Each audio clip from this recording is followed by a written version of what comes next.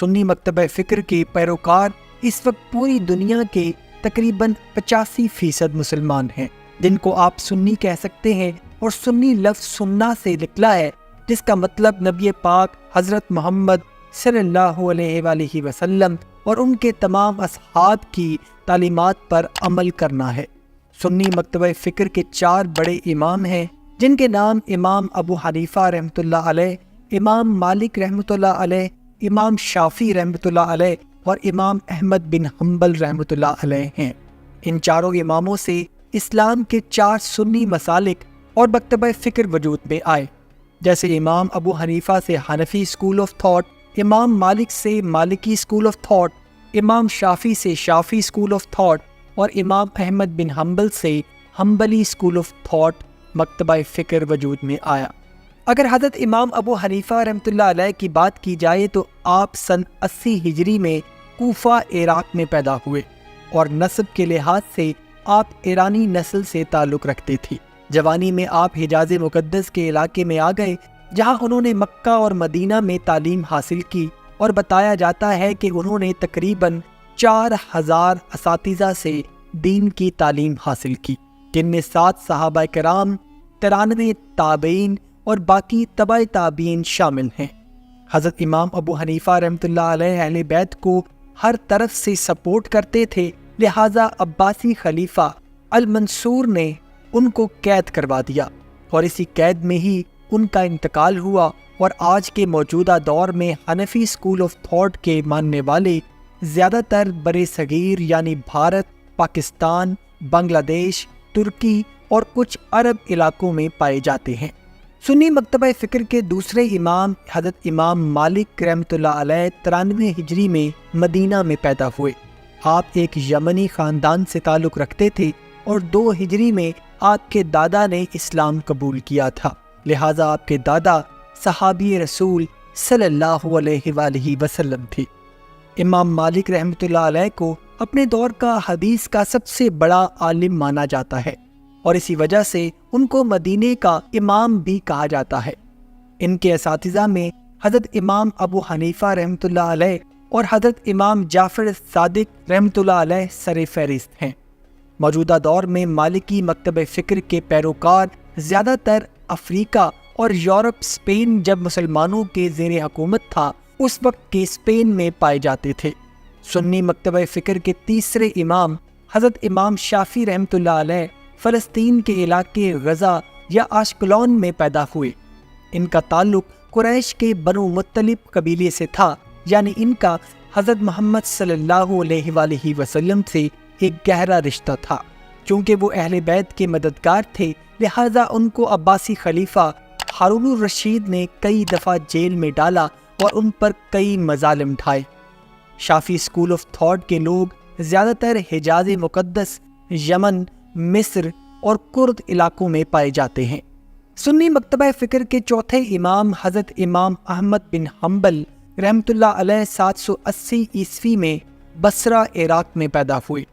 انہوں نے اپنی زندگی کا زیادہ وقت بغداد میں گزارا، اور ان کا سب سے بڑا کارنامہ مسند احمد بن حنبل ہے، جو تقریباً 40,000 صحیح احادیث کا مرکب ہے۔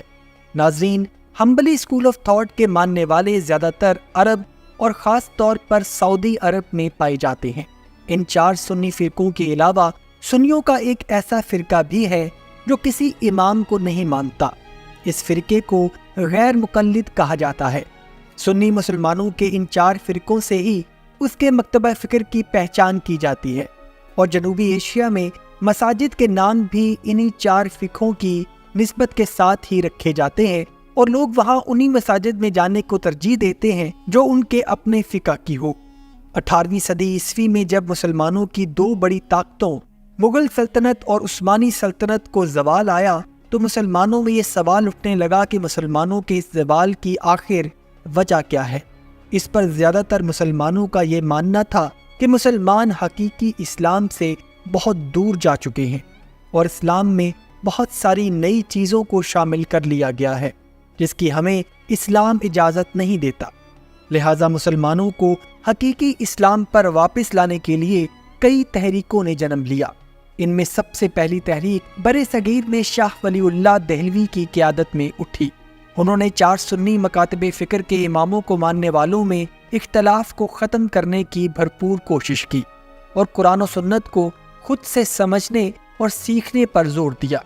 انہوں نے اسی مقصد کے لیے اسلامی تاریخ میں پہلی مرتبہ قرآن مجید کا اردو اور فارسی میں ترجمہ کیا تاکہ اس خطے کے لوگ خود قرآن کو آسانی سے سمجھ سکیں۔ ان کی تعلیمات سے متاثر ہو کر ابوالقاسم نانوتوی نے 1867 میں ایک مدرسے کی بنیاد رکھی جس کا نام دارالعلوم دیوبند رکھا گیا۔ دیوبندی بنیادی طور پر حنفی مکتبہ فکر سے وابستہ ہے اور اپنے آپ کو اہل سنت کا ہی تسلسل مانتے ہیں۔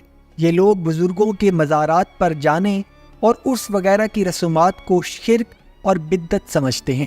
دیوبندیوں کے مخالفین میں سب سے بڑے مخالف امام احمد رضا خان بریلوی تھے، جو کہ بریلوی مکتبہ فکر کے بانی مانے جاتے ہیں۔ یہ بھی شاہ ولی اللہ کی تحریک کے ہی حامی تھے اور ان کا تعلق بھی فقہ حنفیہ سے ہی تھا، لیکن دیوبندیوں کے ساتھ ان کا اختلاف صوفیزم اور بزرگوں کے مزارات پر تھا، کیونکہ بریلوی صوفیزم اور بزرگوں کے مزارات کو بہت اہمیت دیتے ہیں۔ ناظرین، برے صغیر کی طرح عرب میں بھی اسلام کو اپنی اصل حالت میں واپس لانے کے لیے سلفی تحریک کا جنم ہوا۔ سلفی تحریک سعودی عرب میں محمد ابن وہاب کی قیادت میں بہت کامیاب اور سرگرم رہی۔ محمد ابن وہاب کو سنی مسلمانوں کی ایک اور شاخ وہابیت کا جد امجد مانا جاتا ہے اور ان کے پیروکار سب سے زیادہ سعودی عرب میں پائے جاتے ہیں۔ یہ لوگ خود کو وہابی کہلوانا پسند نہیں کرتے بلکہ خود کو سلفی کہتے ہیں اور برے صغیر میں اس اسکول آف تھاٹ کو اہل حدیث کہا جاتا ہے۔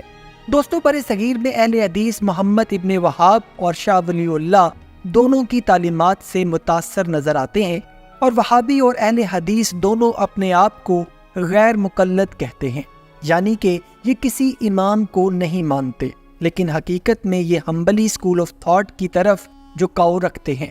اور اس کے ساتھ ساتھ یہ لوگ میلاد، صوفیزم اور مزارات کے بھی سخت خلاف ہیں۔ ناظرین، اس ویڈیو میں ہم نے آپ کو سنی مکتبہ فکر اور ان کے 4 اماموں کے بارے میں بیان کیا، اور اس ویڈیو کے دوسرے حصے میں ہم آپ کو شیعہ مکتبہ فکر کے بارے میں تفصیل سے بیان کریں گے، جس کے لیے آپ سے درخواست ہے کہ ہمارے چینل کو سبسکرائب ضرور کر لیں اور بیل آئیکن کو ضرور پریس کر دیں تاکہ اس کا پارٹ 2 جیسے ہی اپلوڈ ہو آپ کو اس کا نوٹیفیکیشن مل سکے۔